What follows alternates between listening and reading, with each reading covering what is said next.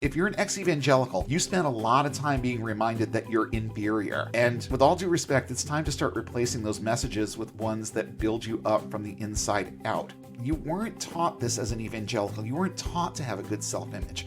You were taught that you were basically garbage, a hopeless sinner in need of a savior. Once you come up with a plan for not just what you want, but how you're going to get there, it all starts falling more into place. And it also becomes easier because you're not figuring it out as you go along as much as you're just following the plan. The idea here is that you face the things that the religion did to you and then breathe a sigh of relief that that's just not your life anymore. I said it last year, but it still holds true. Get to know you better, because that doesn't take a week or a month or a year. It takes a literal lifetime, and it isn't always easy to see what lies ahead when you're fixated on the rearview mirror.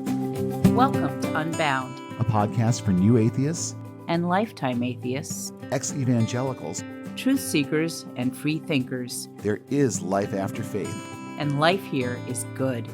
It's time for a new perspective and a better conversation. I'm Spider. And I'm Shell, and it's time to get unbound. So, Shell, do you have any New Year's resolutions yet?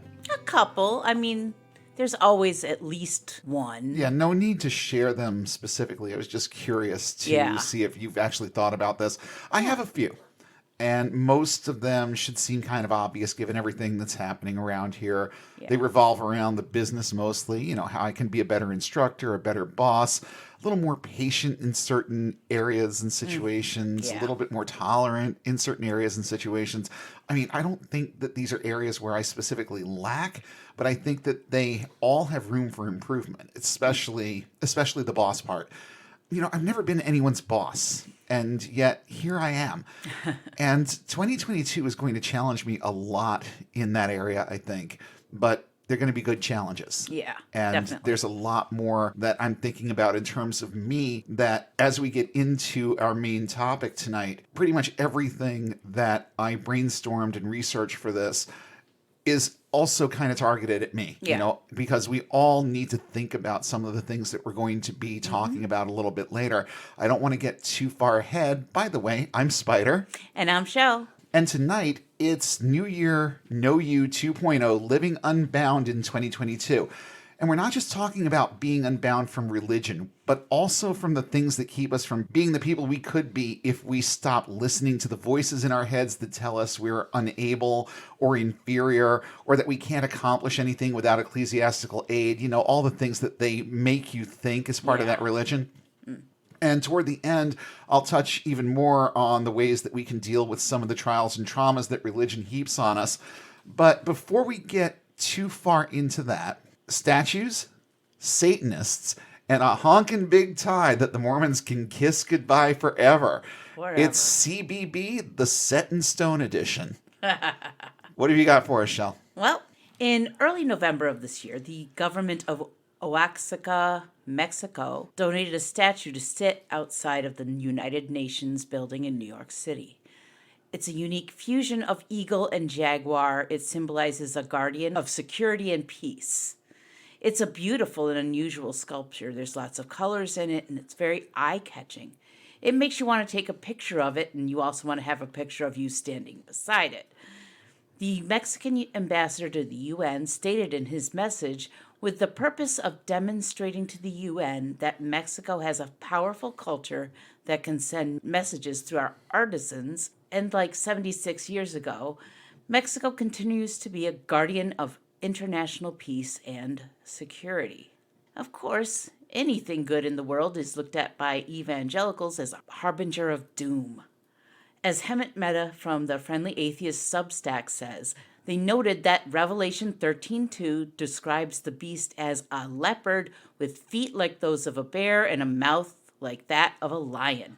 This is not that. No, not at all. It's not even close. But it doesn't matter. When you're the type of person who sees Jesus and grilled cheese, it's not a stretch to see this statue as satanic. It's not a stretch for them to see anything as satanic. They can label anything satanic. They tried to tell us that the Pretenders were satanic. I mean, let's think about the Satanic Panic. Yes. And all of the things that were just labeled satanic. Smurfs. Yeah. And My Little Pony. Oh, yeah. Yeah. Pretty much any cartoon out there. Oh, definitely. I had heard some of them even go after the Pac-Man cartoon. Yeah. Because it had ghosts. Of course. Yeah. I mean, it just gets that ridiculous. I mean, we know this really, really well. But they don't need a reason to stamp something satanic. No, all they have don't. to do is decide that it's satanic, and in their mind, it just becomes so. Yeah. Might I just point out that bare feet look awfully close to leopard feet, and what is the difference between a leopard mouth and a lion mouth? Beats me. Do these things actually look anything like each other? I mean, I had the thought to look this up, but it was like right before we sat down. Yeah. And I'm like, do they actually look like each other? I mean, I don't think that bare feet look really close to leopard feet, but I'm also kind of like, it's statuary. yeah, It's not a real animal. It's statuary. right. It's ridiculous. This looks nothing like what they're describing in Revelation. So not leopard feet, not bear feet, just the feet of this thing. Yes. Okay. It's an eagle jaguar hybrid. I mean, okay. It's basically a winged jaguar. That's what it is. Sounds almost like a griffin, actually. Yeah, it actually does. Mm-hmm. But where the evangelicals see smoke, you'll get Pastor Greg Locke in there to try and throw some gasoline on whatever fire is there to get attention. Of course. Of course. In a sermon to his congregation, he declared that he would go to New York City, climb up on the statue, pretend to ride it, and have someone film him preaching from it. Because, of course, he did. And he made this very public, so I'm guessing that there'll be police on site when he gets there anyway.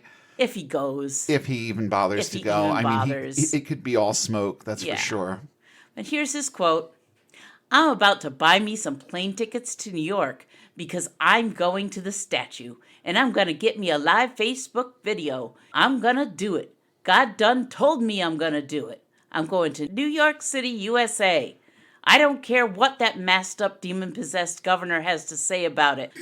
I'm going to climb up on that leopard head, and I'm going to preach to this nation that if we don't turn and if we don't repent, God is about to level the whole thing, ladies and gentlemen, because we're watching the Bible come to life. That's terrifying. We ain't got time to play games and mess around. We got to get busy for the kingdom of God. Say it, folks. I'm about to pitch a fit because the glory of God is rising in the nations. Well, glory, hallelujah, Greg Locke. I have seen very few of these guys that are as much into the attention-getting aspect of this as he is.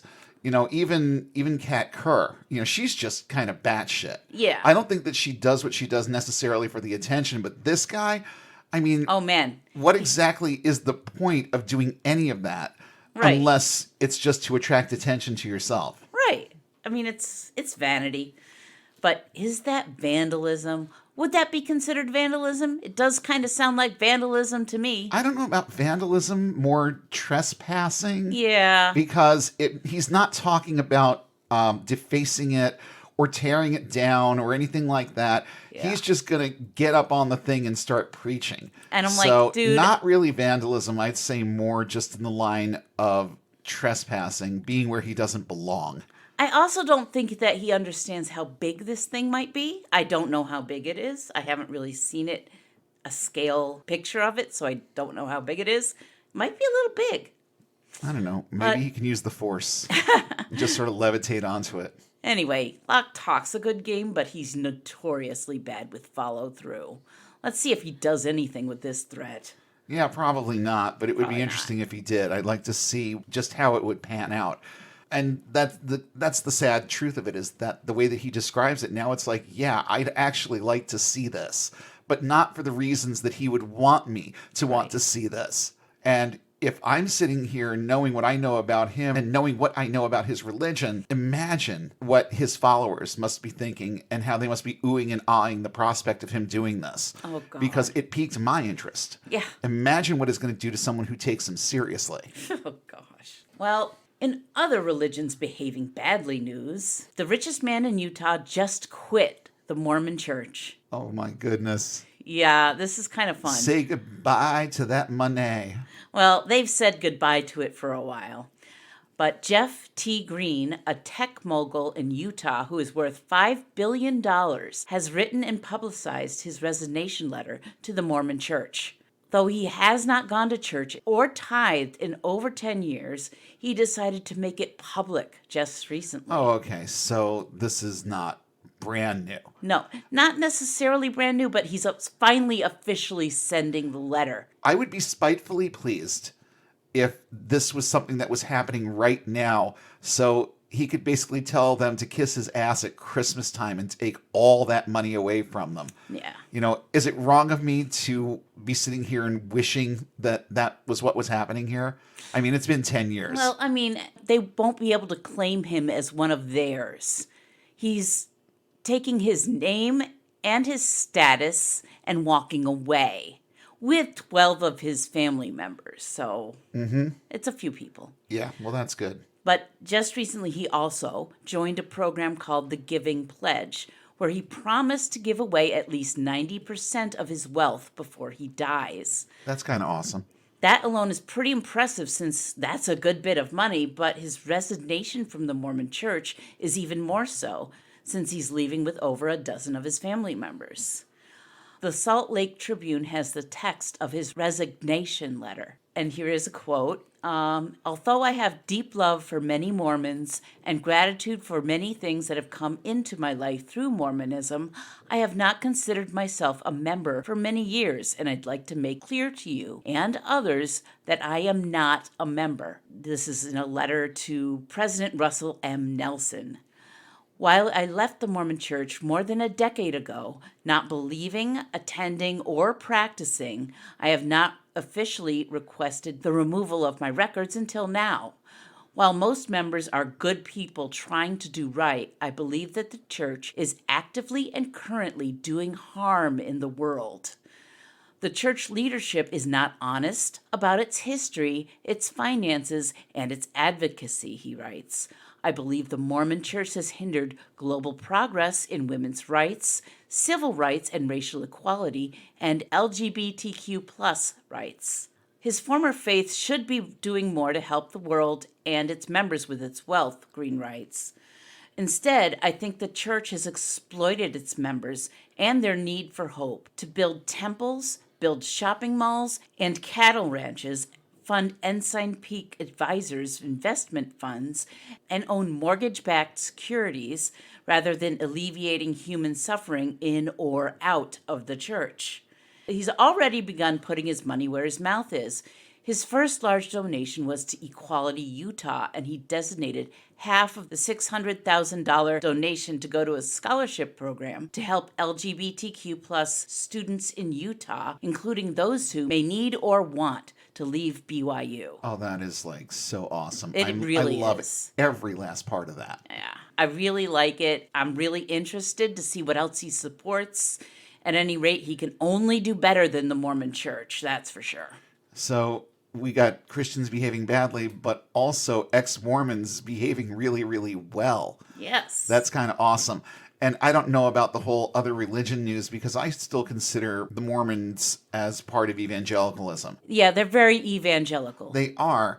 And, you know, to me, it's just another flavor because when you look at, say, the difference between Baptists and Pentecostals, Yeah. there's a huge divide there, too. So I look at things like Mormonism and the Jehovah's Witnesses as just different flavors of the same hypocrisy anyway.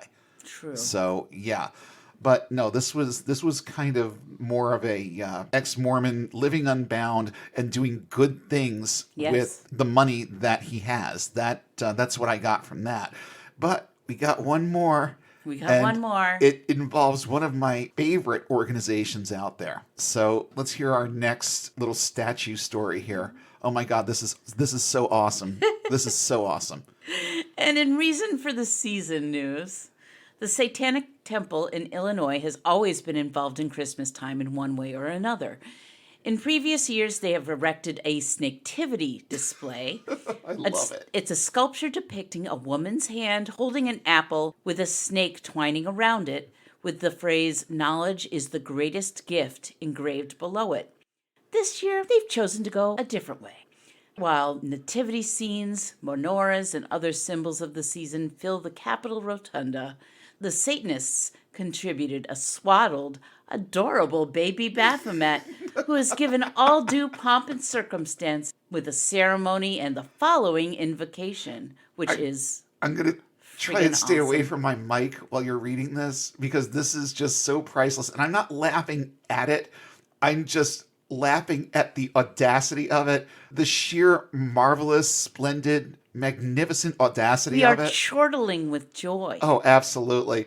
So I'm going to sit back a little bit here and you're going to read this. This is so good. Today we gather to welcome satanic enlightenment into the Illinois State House and into the heartland of the United States. Welcome, young Baphomet, symbol of our rapidly growing temple. Welcome, thou shaky but rising beast. Welcome, thou cloven-hooved liberator. We invite you today to bring wisdom, justice, and rationality to these chambers. Equality, tolerance, compassion, empathy, critical thinking, personal liberty, the pursuit of knowledge, and the separation of church and state. These are the ideals America's founding rebels fought for. The Satanic Temple enshrines these values in our tenets and carries the founders' noble fight into the future. That is just so much awesome. It really is. It goes on. It's longer. Oh my goodness. So there's like a whole big long ceremony. And is that all in the link that you sent me? Yeah. Okay, so It's that's in going to be there. in the show notes. Yeah. Awesome. Okay. Now you may ask, why do this? And the real answer is, why not? Yeah, I know, right? Why the fuck not? Really? The Capitol welcomes a diverse range of religions every year to display holiday statues during the holiday season, so we wanted to join in on that. I mean, and that's it. You don't need any other reason. No. You just of want to course- no. join in. But yes, that's all the reason one needs. It's a display that hurts no one and should start important discussions and infuriate all the right people. For instance, the Catholics were particularly bothered. Oh, who gives a fuck what bothers the Catholics? You know what bothers me? Priests that touch little boys. That bothers me. Yeah, So I know. let's talk about this little minor irritation of theirs. Yes. The Catholic Bishop John Paparocki opined that Satanism should have no place in this capital or any other place. Neither should pedophilia. Yeah, right? Dude, they filed the official paperwork. The display was approved. Not sure it's any of his business. Oh, I am. And it's not. Yeah. Nathan Maddox, an attorney who advises the state on holiday displays, even wrote a letter for the State Journal Register in which he defended the satanic display. I do not want to be able to tell someone their beliefs are offensive and may not be expressed in the Capitol building, nor do I want to live in a country where government officials have such power. I suggest the good bishop give a little more thought to his desire to live in a country where governments can rule on the legitimacy of religious beliefs. No shit. There are a number of such countries in the world, and in many of them, Christianity is banned. Still, many Catholic groups and MAGA cultists tried to drown out the publicity with protests and banners saying that Satan has no rights, and "Begone, Satan, Mary crushes the serpent," or "Free speech doesn't apply to people I disagree with," which is more to the point. And that's the mantra of most evangelical rhetoric anyway. Yeah. It's like, if it disagrees with us, then it's either satanic or just inappropriate. Oh, if they don't want to definitely. go that far. Yeah. Yeah. And just flat out wrong. Yeah. If it's something they disagree with. So, yeah. I'm sorry. The thought of baby Baphomet just fills me with joy. It does, doesn't it? It's great. I start thinking of Chibi Baphomet. Right, but it's Which not. It's is- definitely not. Oh God, no, it is so not. It is so not chibi. No. I mean, it's sort of adorable, but sort of horrifying at the same time. Which Scary. is what the essence and spirit of Baphomet is supposed to be. Right. I feel like there's an aesthetic quality to it, but also kind of a foreboding Yes. quality to the symbolism and to the presentation Yeah. of Baphomet. So, a baby Baphomet should also embody those characteristics. Right. And again, Satanic Temple, I really, really do back these people. Oh yeah, You know, definitely. if we were one of these massive podcasts that was bringing in all kinds of money, they would be on my donation list. Oh, They would definitely. be one of the groups that we support. You know, without any doubt, I would be giving them some money and giving them some support. And speaking of giving money and support to good causes, our Patreon is active at patreon.com/Unbound Podcast Network. If you've got a $5 you can throw our way, we will put it to good use in the upcoming year and do whatever we can to keep making this show better for you and for the people who have yet to discover it and for the people who have yet to find themselves getting and staying unbound because of it. And these are all things that you can help with, both with your dollars and also with things like your 5-star ratings, your likes, your shares, your reviews, your positive reviews, all of these things that make podcasts grow. And like I say every week, tell someone new about the show this week, introduce someone who needs this messaging to the messaging, recommend an episode or two, knowing what you know about them. Link out to episodes in social media conversations. Just take those couple of minutes to do something to help us get this message in front of more people. And in my opinion, that is every bit as important as money, but we do need your dollars as well. So one more time, patreon.com/Unbound Podcast Network is where you can go to make a donation. We thank you in advance. We thank everyone who comes back every week just to see what we're going to say next. And we got a lot to say coming up in the new year, beginning with the episode that's going to usher in 2022 for this show. Our review of the movie Saved, which is coming next week. We really do hope that you'll come back for that. The movie episodes have done well. Right now, our episode on Dogma is officially the second most popular episode that we've done on this show. And I'm really proud of that. It tells me that it's the kind of change of pace that some people really, really like with this show. And we're going to be doing more content like that. We've already done The Witch. We've done Dogma. Now we're going to do Saved. Yes. And if you've never seen the movie Saved, it's out there. It's streamable. And there are other sources that you can get it. It's nowhere near as difficult to come across as Dogma. So if you've never seen it, watch it before our next episode. You'll be glad you did. It's a really, really good movie, and we're going to look at it scene by scene like we've done with the others and come up with some good points to ponder. And this one in particular brings up a lot of good points to ponder. Definitely. Just from the standpoint of human experience, the things that we go through when we have tough decisions to make, what it's like to be evangelical and gay, what it's like to be evangelical and disabled, or just, you know, the one with the bad rep. There's a lot going on in this movie, and I'm really excited to be able to pick it apart and do our review of that for you guys next week. So with all of that in mind, let's get right back into our conversation about New Year's resolutions, because I think we can move past the cliches with this and give you guys some good ammo to not only make good ones, but also keep them.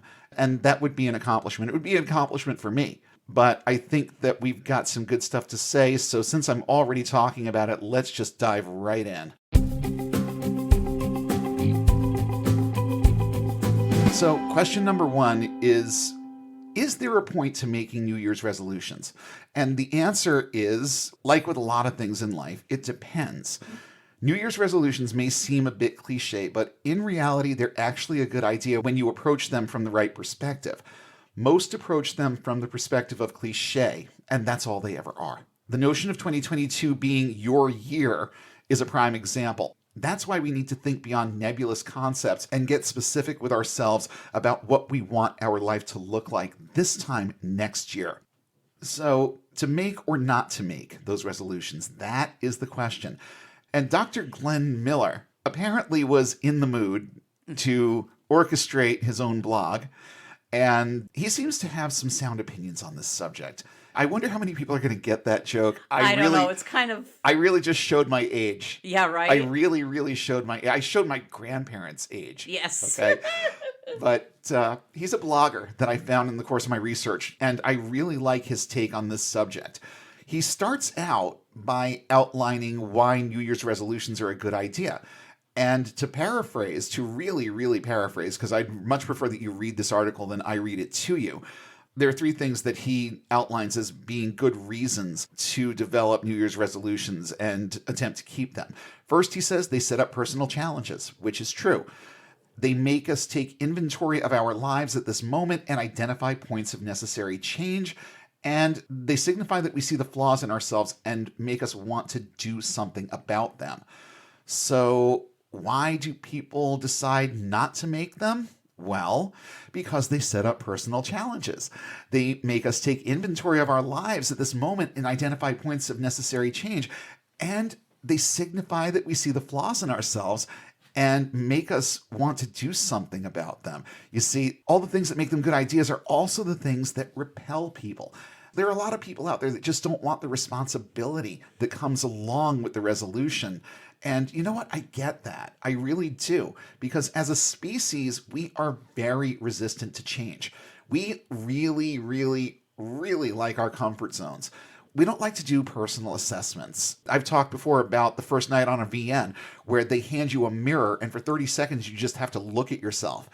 It's more difficult than you might think, mostly because of the thoughts that start running through your head when you're looking at that image of yourself. And it's kind of the same type of thing with this. You may not be looking directly into a mirror, but you are making that same kind of personal assessment. And for a lot of people, that's really, really uncomfortable.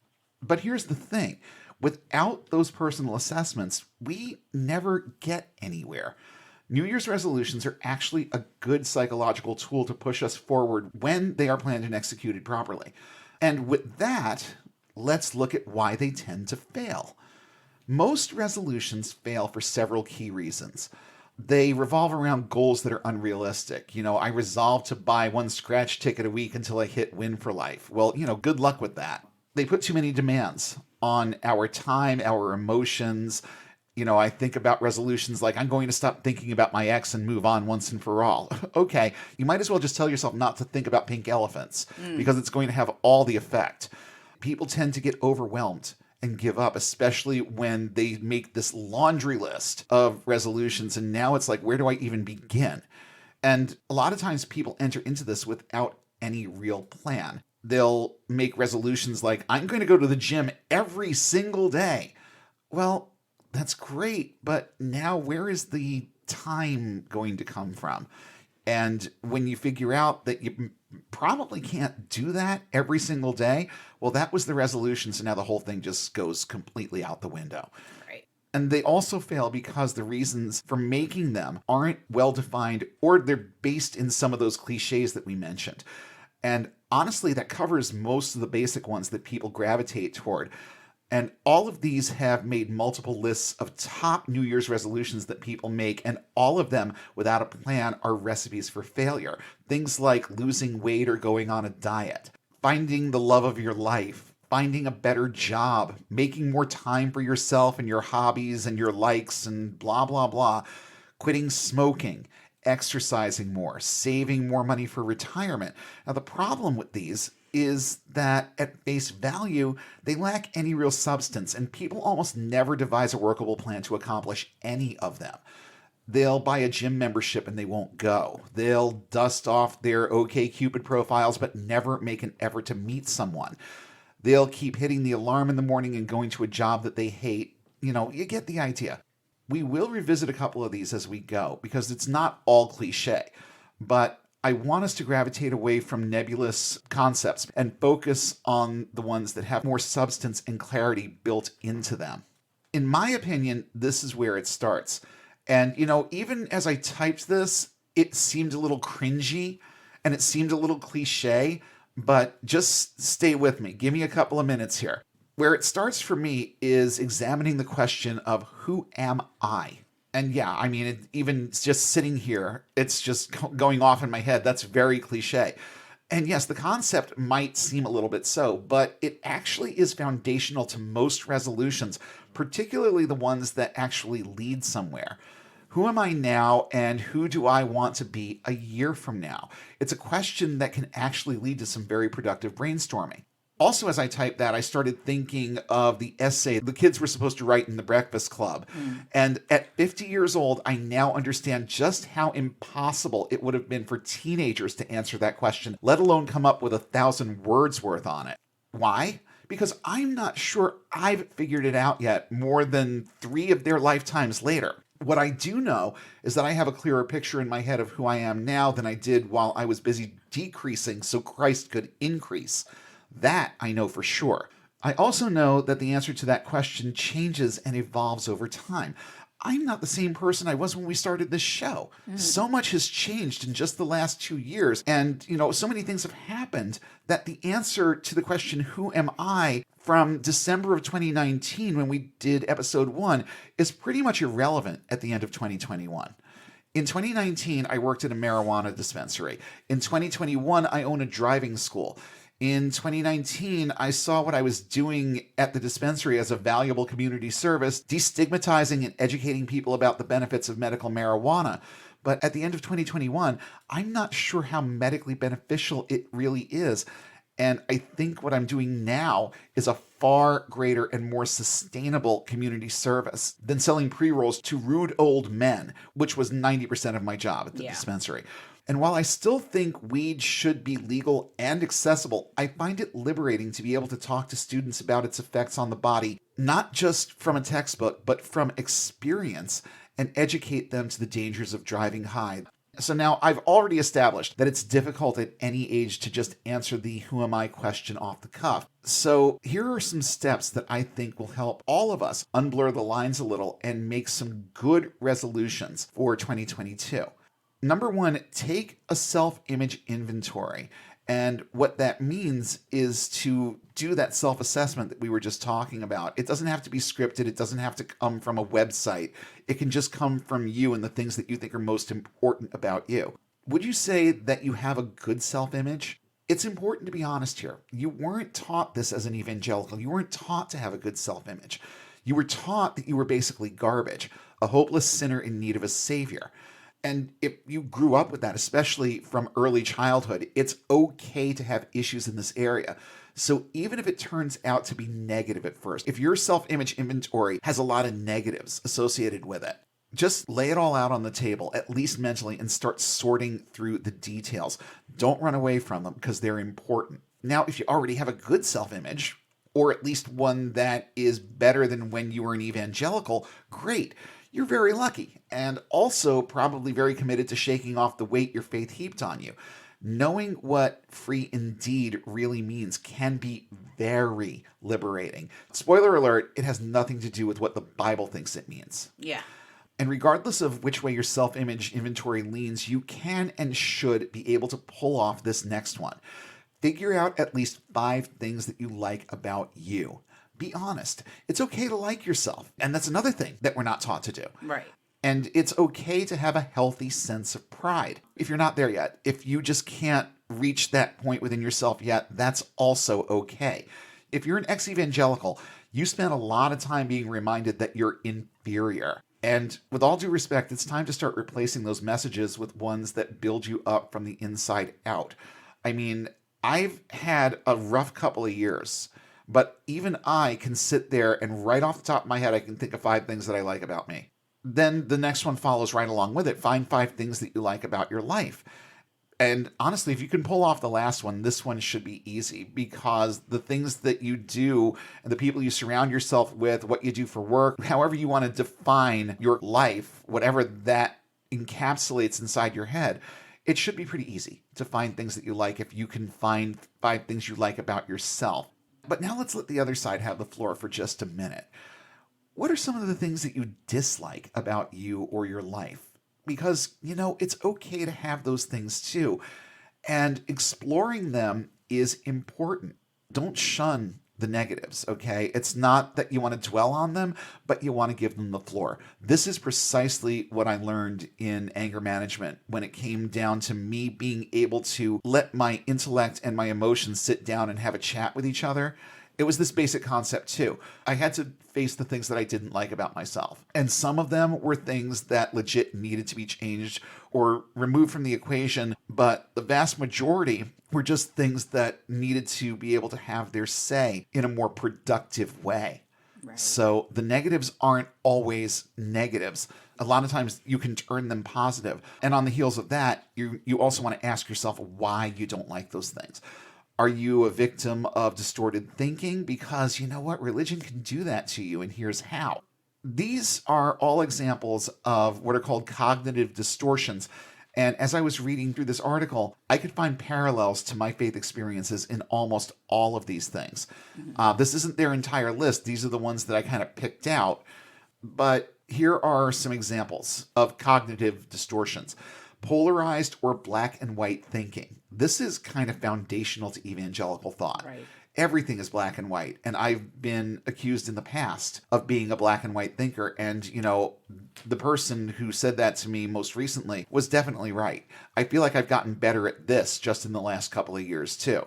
But it's very true. And I know that it's still very much part of the way that I think. And I'm working to change that because, you know, you don't want to have those kinds of polarized thoughts. But spend enough time in evangelicalism and you're going to develop them. It's just that simple. Then there's the concept of overgeneralization, where you convince yourself of things like that you can't be a good Christian because you keep committing the same so-called sins. And that kind of thinking can extend into your post-religious life in a number of ways, not just from the standpoint of your behavior or your quote-unquote sins, but in all manners and aspects of life. It can wrap its tendrils around every part of your experience of life and start making you think about things in a way that just doesn't lead to personal growth at all. Then there is the concept of catastrophizing. This is part of a lot of different things like autism, Right. and other conditions like that. So maybe not necessarily a bad thing, but something that if it's part of your personality, if it's part of the way that you think, then maybe getting some help with redirecting some of those thoughts would be a good idea. But for those who are not in the know, catastrophizing is basically a consistent fixation on the worst case scenario. For the evangelical, this can attach itself to things like fear of loved ones going to hell and other horrific things that they teach you to believe. In post-religious life terms, it can keep us closeted from certain people about our non-religious views or other aspects of life as well. Right. Then there's taking everything personally or getting offended by everything. I mean, if this isn't you 5 years into your evangelical life, then you're doing it wrong. Okay? Yeah. Evangelicals I absolutely believe that they get a rise out of being offended by things. Then there's mental filtering, removing all positives from the equation and only seeing the negatives. This is why I'm saying that it's important to put the negatives out on the table, because you have to see them in context with the good as well. Then there's emotional reasoning, letting your emotions run a train on things that should be left to your intellect to manage. And boy, oh boy, can the spider relate to that one. And then there's labeling, which in evangelical terms amounts to basically being judgmental. And you don't have to be evangelical to be judgmental, but I'll tell you, they've kind of cornered the market on it. So now that we've kind of laid all of that out with the self-assessment type of things, you know what actually works well for a lot of people is asking your significant other or other significant people in your life to describe you in their words, and preferably in writing. I've seen this done a few times. It's done a lot in marriage counseling, and it's done in other contexts as well to help people who have self-esteem issues or to help resolve conflicts within relationships. And there are different applications for this. And you might look at it as a form of confirmation bias, but in certain instances, there are people in your life who matter and there are people in your life who don't. So gravitating toward the people who matter for this kind of assessment of you, I don't see anything really wrong with that. I think that we do a good enough job as human beings of applying the point-counterpoint within our own heads without just walking into the lion's den and asking our worst enemy for an assessment of us.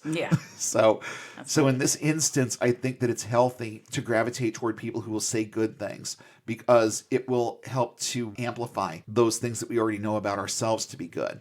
Or, you know, that we have this inkling are good. And now we've got this affirmation that what we think about ourselves is right. And that it's legit because other people see it too. Next, set some achievable goals. And we'll talk a little bit more in depth about the whole achievable goals thing in a little while. So I'm going to leave that there for right now. The next thing that you want to focus in on here is exploring the impact that your religion had on you. And I say that with just a little bit of trepidation, and I'm going to add this caveat. Be careful. Don't fall into a big hole of self-deprecation or regret over this one. The idea here is that you face the things that the religion did to you and then breathe a sigh of relief that that's just not your life anymore. So in the course of things with this one, you want to take some time to just be grateful that somehow, some way, you got out. And also revel, absolutely revel in the fact that the rest of your life is yours to do with as you wish, with no fear of hell. Yes, that's always good. Yes, and with only yourself to answer to for your moral choices. And with only you to determine what even is moral in the first place. I mean, there are certain absolutes. We don't go around raping and killing people. That's not up for question or discussion or debate. But there are so many gray areas when it comes to morals and ethics that it's always going to be a personal thing, even if you are part of a specific religion. It's always going to be a personal thing. The religion is not going to stop you from doing certain things. And that's just the way that it is.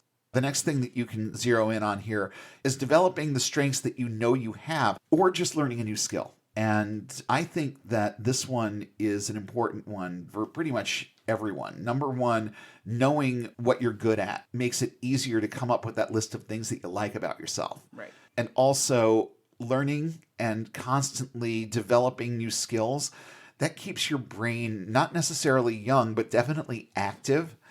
And it helps you to feel like you're accomplishing things with your thoughts. And when I'm not learning something new, my brain stagnates. Oh, yeah. This is why, even though it's kind of been a stressful transition, I am really, really, really loving running this driving school. Yeah. Because I'm learning new things every single day that I always knew that there was more to it than what I saw as an instructor.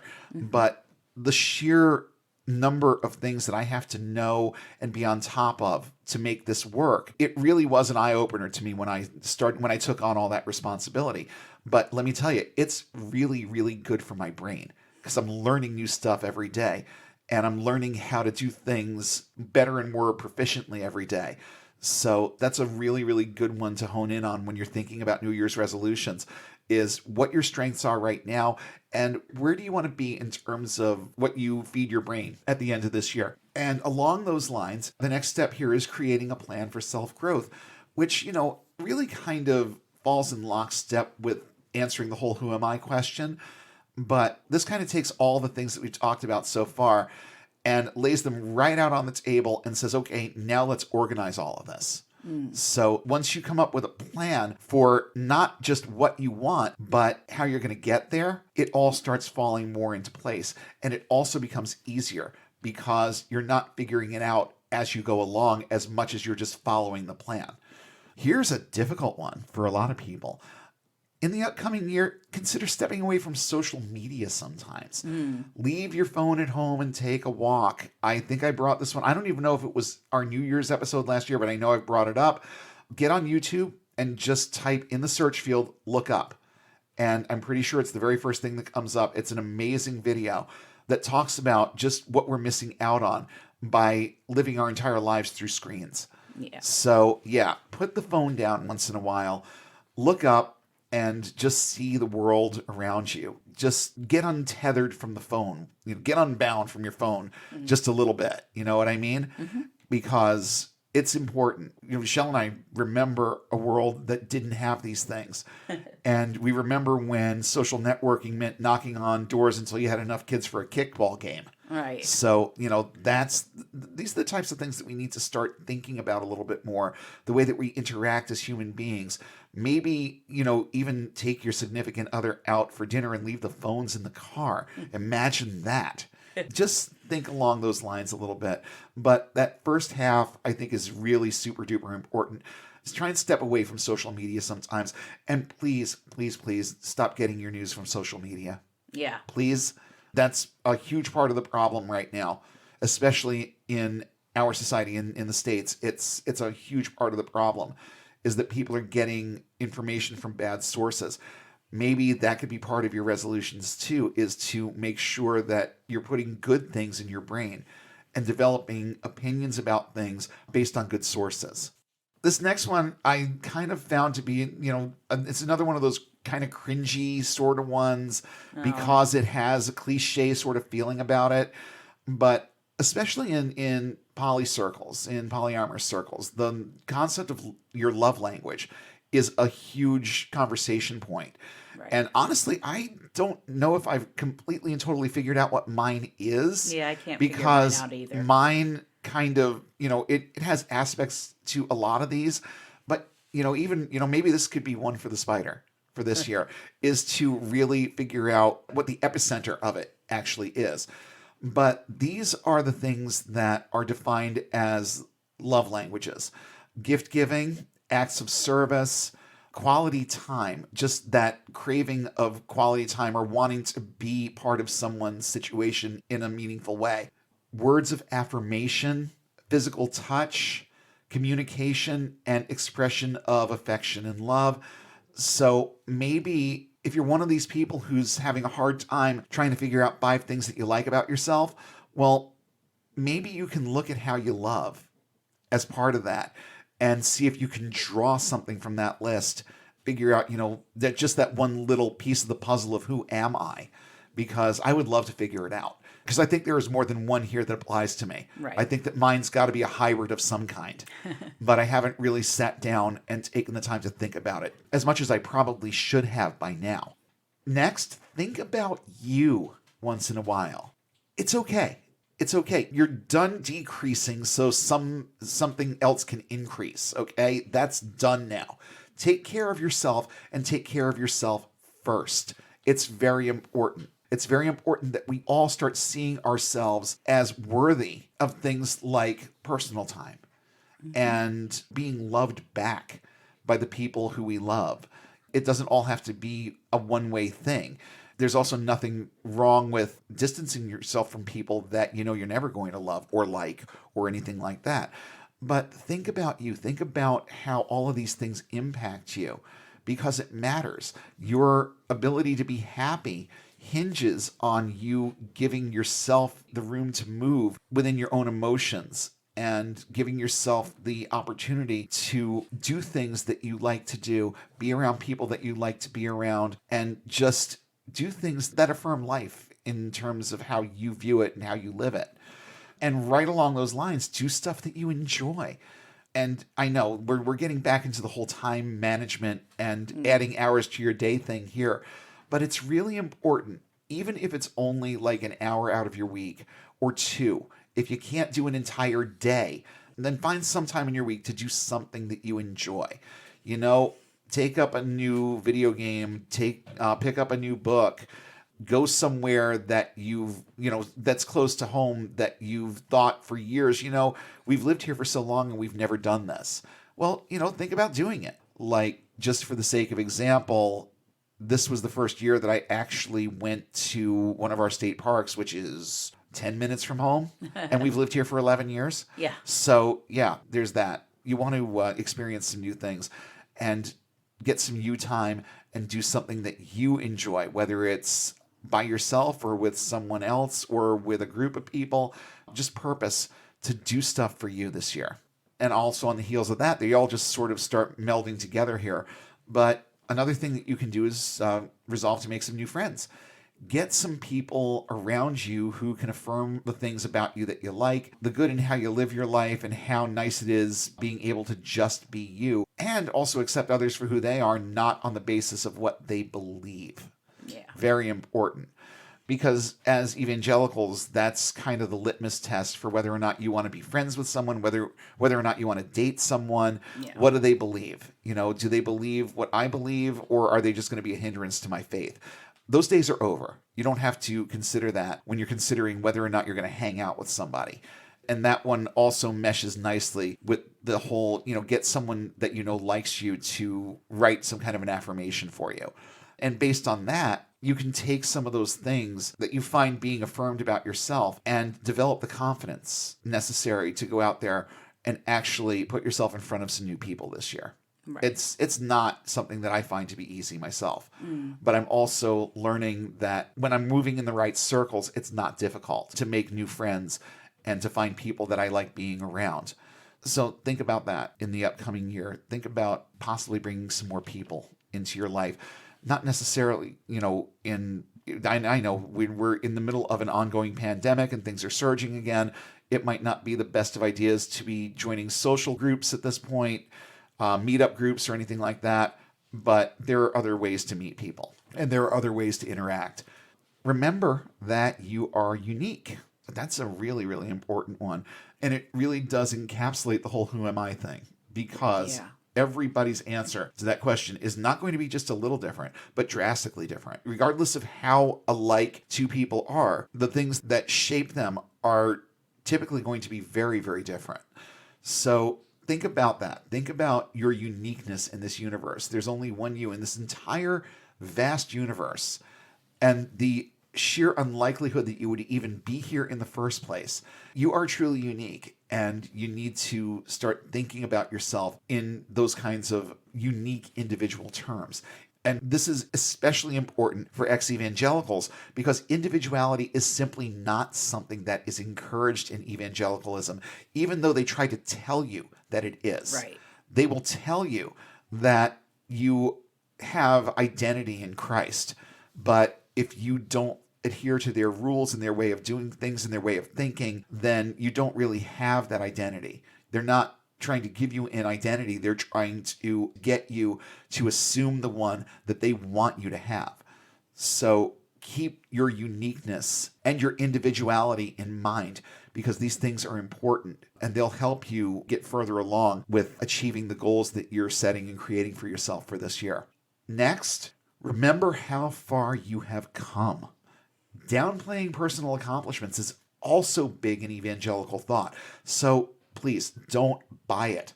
Learning how to think differently than they do is major, especially if you've been in for a long time. Getting out and staying out is major, especially if you've been in for a long time. Think about how you used to think as an evangelical, and then think about how you think right now.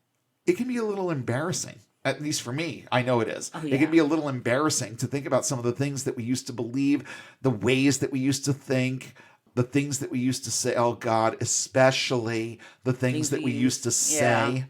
But the fact that it's a little cringeworthy is just proof that you've learned to think better.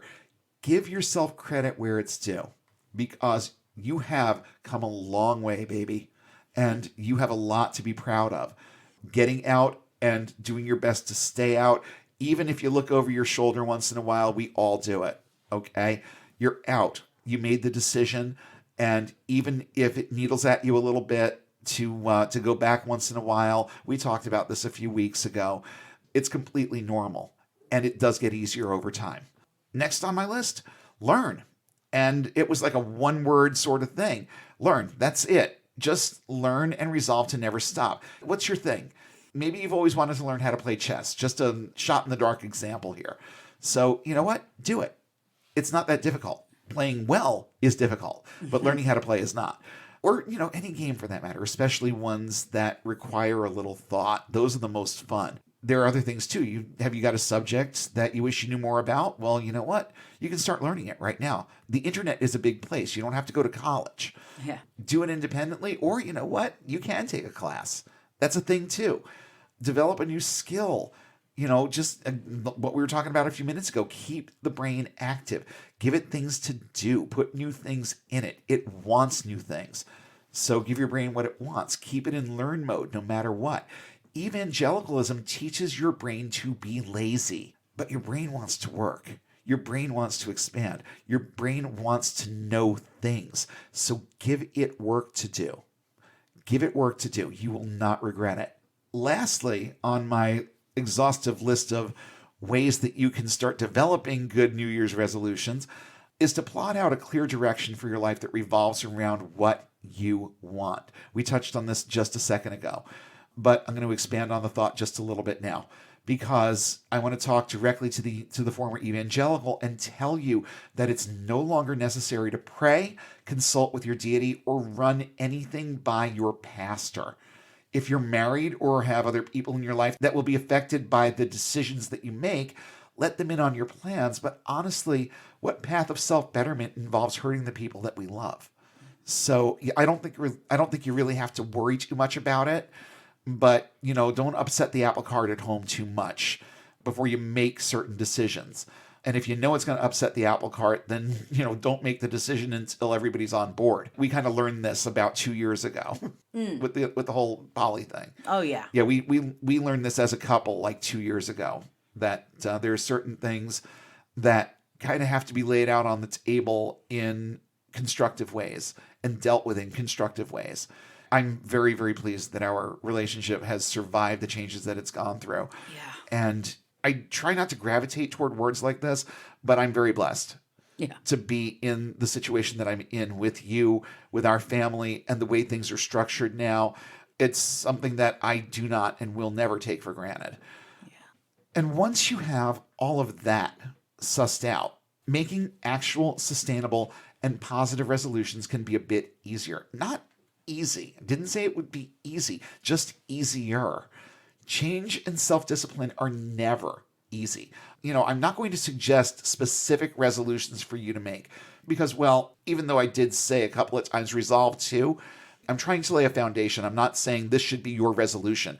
I'm saying these are the things that you should think about when you're pondering your own resolutions, and don't go with just the basic stuff that people throw out there every year and then just literally throw out. To paraphrase a wise princess from a galaxy far, far away, you have to follow your own path. No one can choose it for you.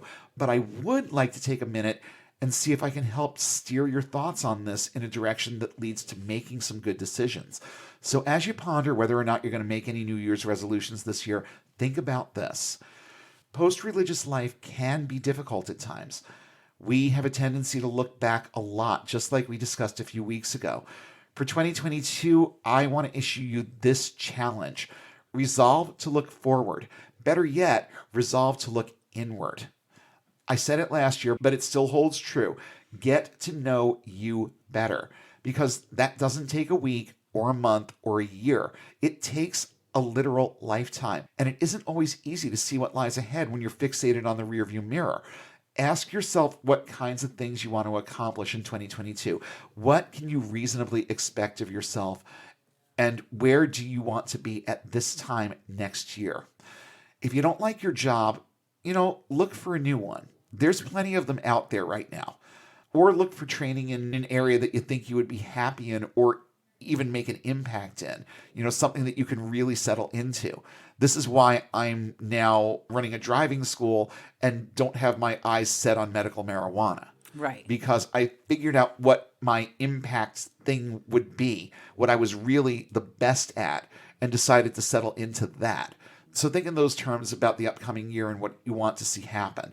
And incidentally, a year ago, a driving school wasn't even on my radar. Right. It was something that transpired kind of over the summer and kind of moved forward from there.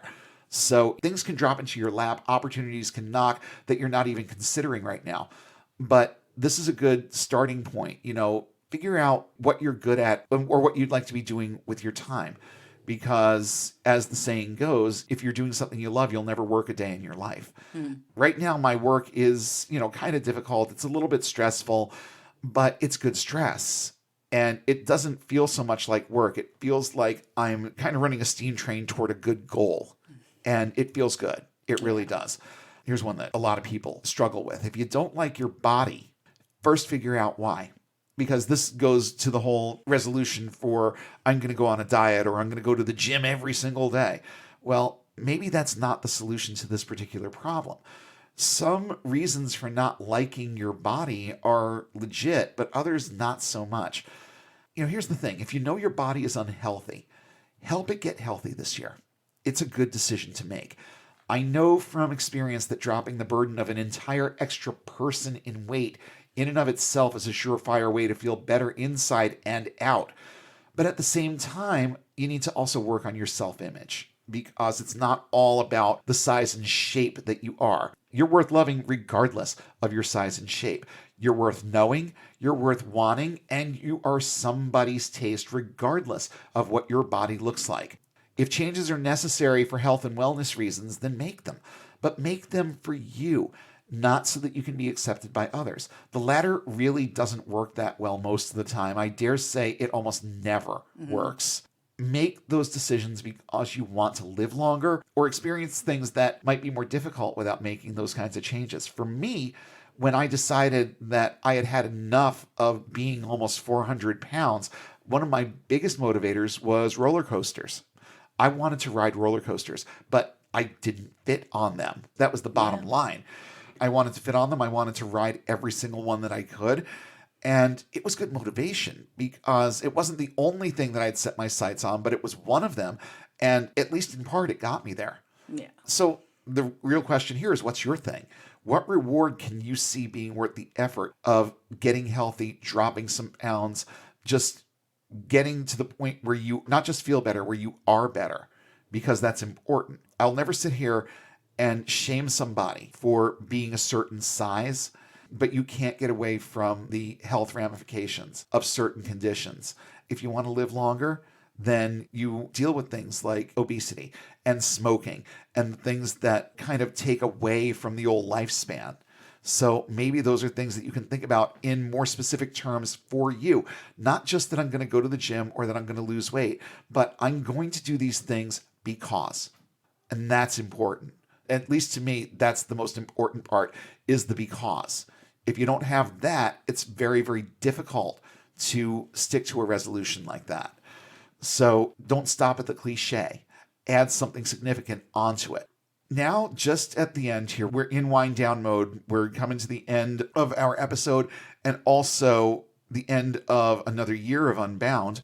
So just for the last couple of minutes, in true Unbound style, I want to bring it back around to our evangelical friends and say a few things that relate directly to the subject of this show and the things that we try to convey as part of our messaging. This is for the ones that are out or who have gotten unbound and want to stay unbound. If you're having trouble leaving your religious life in the past, get some help. Hop on seculartherapy.org and find a licensed secular counselor who can help you navigate the feelings. Freedom from Religion Foundation has some good resources too. And yeah, I get that it's difficult and that it can be so for a variety of reasons, not the least of which being that you spent all that time being told that things like psychotherapy are just a bunch of bunk and they won't help you. I'm here to tell you, psychotherapy is not bunk and it will help you. Okay? And on the heels of that, let me just give you a little bit more advice. If you're finding it difficult to seek help because you have a grudge especially against the religion, we're not even talking about a person. We're talking about the experiences that you've had. If you're harboring grudges over things like the time that you lost, let me tell you, I have a few of those. But over time, they've downgraded themselves to more, low-grade peeves. So I guess what I'm trying to say here is don't let your evangelical life or the people who are part of it hang out in your head longer than they deserve. And spoiler alert, they don't deserve to be there at all. They don't deserve to be allowed the foothold they have on your thoughts. Remember first that everything that the people that were in that religion said and did was the result of learned behaviors. They're the product of a corrupt system that keeps things nice and corrupt inside your brain. So keep the focus of your anger. I've said this so many times, but it bears repeating. Keep the focus of your anger where it belongs, on the system that made those people the way that they are. It's perfectly okay to be angry at that. I mean, this whole show is the product of righteous anger at that. But if you're having trouble staying unbound because you miss the social aspects, and that's the bigger one, for most people, it's one of the biggest reasons why people go back. I'm here to tell you again that there's better stuff going on out there. So maybe this year you could resolve to find people in communities that share your views, or at very least have an inclusive attitude toward people regardless of what they believe. See how all this is building on each other? Bring some new people into your life, make some new friends. And here is kind of the criteria. I'm trying to give you a framework to work with, not just throw resolutions at you that you can make. If we're talking about your own family, that kind of thing goes a little bit deeper. Not being accepted by them because you dared to grow a brain when it came to your religion is something that happens to a lot of us. And I'm saying it inclusively, but honestly, I haven't had that much pushback from the people in my life. I've been kind of fortunate in that area, but I know that there are a lot of people that are far less so. So, you know what? If that's part of the thing that's holding you back from really, really getting free of this, I hear you. I really do. But the sad truth is that the people that are kind of holding your newfound non-faith over your head are flat out not going to change. And they're never going to accept you if you don't agree with them, go back to church, or renounce your sins. Your only options are to live your life on your terms and on the basis of what you know is right and what isn't, or spend the rest of your life role-playing in front of people. I don't know about you, but the idea of living a lie, even part-time, does not appeal to me. It's time to try and find your way past that. And it's difficult when it involves your family, I know. And you're sitting there thinking, yeah, you don't know because you haven't been through this. Okay, fine, I'll accept that. But it's also necessary that we have our own lives and our own experiences of life that aren't contingent on other people's approval, even if it's the people that mean the most to us. One thing about love, it works best when it goes both ways. And if it doesn't, then you need to start considering whether or not it's appropriate to start maybe loving those people from a distance just a little bit more. Yeah. And when the anger and the frustration and the regret over the time wasted, the toll it took on your emotions, the lies, the deceptions, or whatever creep in, because these things will, try to shift the focus off of how those things impacted you and onto what this religion does to so many people, what it does every day to our own country and our world, and what it does to families. How it debases and degrades women at every turn, how it lords power over and then abandons the weakest among us, and then has the audacity to label its adherents' behavior as pro-life. You have the opportunity to impart some empathy to people because of what you've been through. And I'm not downplaying what you've been through, but I think that it goes without saying at this point that this thing called evangelicalism is a much bigger problem than the impact that it has on the individual. So from that perspective, I'm not downplaying what you've been through, and I'm not saying don't consider what it's done to you, because it goes right back to laying out those negatives on the table and looking at them in juxtaposition to the positives and figuring out where the happy medium lies.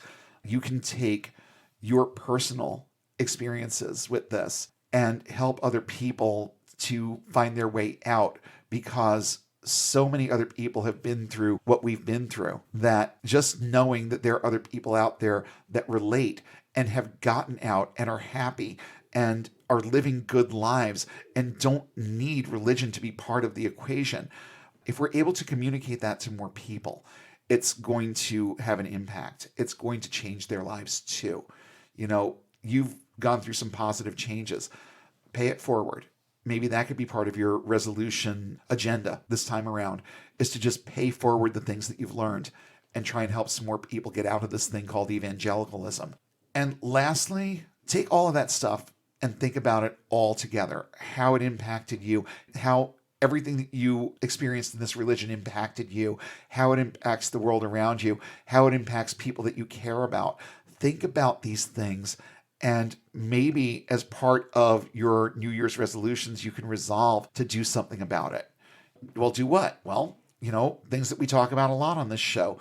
Vote and participate in government, even at the local level.